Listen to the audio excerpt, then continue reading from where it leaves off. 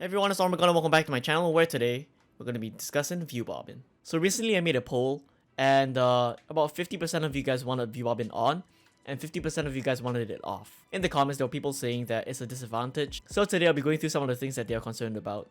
So the first concern is about bridging with view bobbing on. So I can safely say that even with view bobbing on, my speed bridging has not been affected in the slightest. I think maybe like every so often I get a bit disorientated by the view bobbing, but it's nothing that will affect my speed bridging in the long run. Like if I turn it off, I'm bridging it around the same speed because I'm not warmed up right now, but yeah. So it's about the same on or off, honestly. There were some people DMing me saying that you can't moonwalk with view bobbing on, but I've run a few tests and as you can see, with view bobbing on or off, it's about the same. So if you press F3 and B, you'll see that the line of sight of mobs start to appear. This is the line of sight of the sheep, and this is true for players as well. As you can see, if I'm walking around, you can see the line of sight. So if you turn view bobbing off, you won't be able to see it because it's always pointed at the camera. But if you turn it on, you'll see that the line of sight isn't always synced up with the crosshair.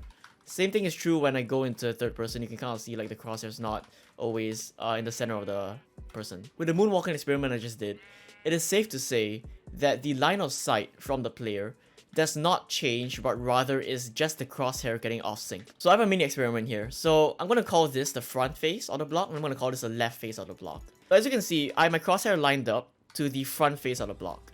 It's not going over to the next face. However, once I turn view bobbing on, even if I'm just shifting, you'll see the crosshair momentarily go over to the left face. So in theory, when it's on the left face, I should be able to click and place a block on the left face, but it's not happening. It's always placing on the right face because my crosshair is not aligned to my line of sight right now. So looking at this, view bobbing is technically a disadvantage because your crosshair is not always lined up with your line of sight. But here's the thing, in the current Minecraft meta, there's nothing you need to have your aim down to the pixel while you're moving. You're always like shifting, making sure your aim is like where it needs to be before you start bridging and whatnot. So in that case, view bobbing does not affect it. So in conclusion, is view bobbing a disadvantage? Yes. Will it affect you in game?